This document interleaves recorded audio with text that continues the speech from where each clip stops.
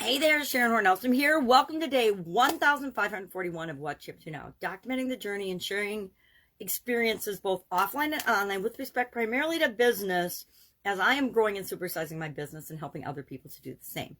Today, our idiom for supersize your business, which we're going along the spiritual theme for this month, spiritual well-being, that coincides with the annual BU 365-day challenge to do one thing every day that improves us.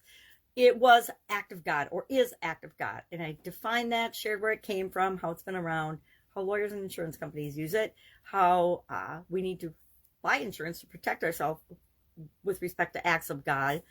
And I guess that's, mankind's way of monetizing acts of God, right?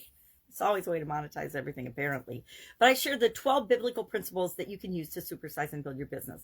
And I think they're good because they remind us that if we build our business on a solid foundation with the right intentions, we're much more likely to succeed than if we're just doing things for the short term, to make a quick buck, etc. So acts of God, act of God, acts of God, we talked about today. For our annual challenge, we talked about grief today. We talked about the 7 stages of grief, the 7, stages that every human being goes through somewhere or another, and they look different and they last different amounts of time for each of us, but we all go through them in order to, get on the other side of grief and move forward in our life. Some people can go through them in 6 to 8 weeks and get some relief. Other people, it takes 6 months to 4 years on average, they've studied, and beyond. Some people never recover from a big loss. So we talked about the stages of grief. We talked about 5+ ways to help ourselves get through grief more. I don't want to say comfortably, because grief is not comfortable, but they can help us get through grief. And then 8 ways to help someone else with the grieving process, because loss is inevitable. We are going to lose people, places, things throughout our life. And so loss is inevitable. It's going to happen. Grief is part of the healing process. And if we can understand our process and continually improve our process, we will be able to handle grief better throughout our lifetime. We'll learn to handle grief better. I've not had a ton of grieving that I've had to do with respect to losing people I love and care about. 7 years ago, lost my father. That was super huge and hard. I guess in high school, I lost a friend. So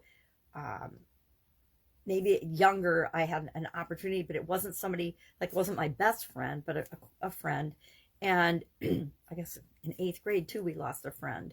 So experience with grief at younger, but then as I was older, not a lot of grief, lost my grandpa, lost my grandpa, lost my grandparents. But then my father passed away 7 years ago, and about 4 years ago, I think now, gosh, 4 years goes by fast. We lost my grandmother, my mom's mom, and she was just shy of 100 years old, like a month and a week shy of 100. So I spent a lot of time with her my entire life, almost 60 years of my life.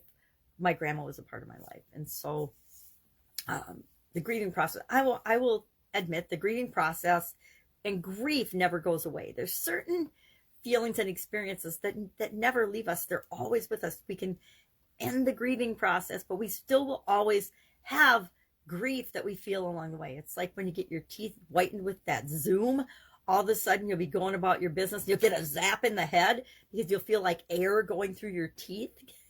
If you haven't experienced it, I don't even know how to describe it. My sister said when she went off her antidepressants following her cancer, she would get these brain zaps. So I guess it's kind of like that. You get reminders of things, and we have things that trigger us all the time and remind us of things, especially things that made us really, really sad, and that's losing someone we love and care about.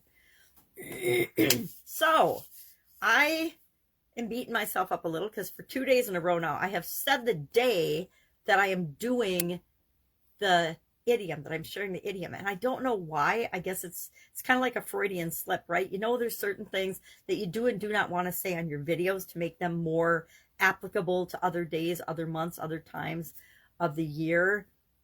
And I will admit, I'm terrible at that. I talk about the day all the time. I'm getting better at it, but 2 days in a row I've slipped, so it needs to be something that I remind myself. If I want my content to be usable another time, I want to stop saying things like days of the week or months of the year and things in it. And it's why I'm trying to say, as I do the annual challenge, this is our spiritual well-being segment. This is our spiritual segment. Instead of saying April is we're focusing on spiritual. And I do it wrong all the time, but it can always be edited out, right? If I ever get to the point where I want to edit my videos and edit them out, boy, I'll have to get someone else to edit them, because I certainly don't want to watch. Sometimes I do, sometimes I don't. We're all our worst critic, right? Generally speaking, unless you don't have a clear filter on yourself, you are the person that can go through and say, oh, wish I would have said this differently. I should do this, or I could say this better.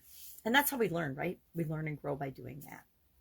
That's like a lot of famous actors and actresses will say they never watch their own films, right? They do the performance, but they don't go back and watch their own films, which I find fascinating, because I think it would be fascinating to be part of that entire process that takes months and years sometimes to create a film, and then it's boiled down to like a 2-hour or less work, and how it's edited and changed and moved around and things. You don't film in order of the movie. They film in different ways depending on what's appropriate for the project. It's, to me, movies are a giant project, right? It's a giant production or project, and so it's managed just like a project. It's broken up into the pieces that need to be done in a certain order, which isn't necessarily the chronology of the document that they're creating. All right, if I can help you in any way, ask. Otherwise, I will be with you tomorrow. Have an awesome day. Bye. Didn't say what day of the week it is.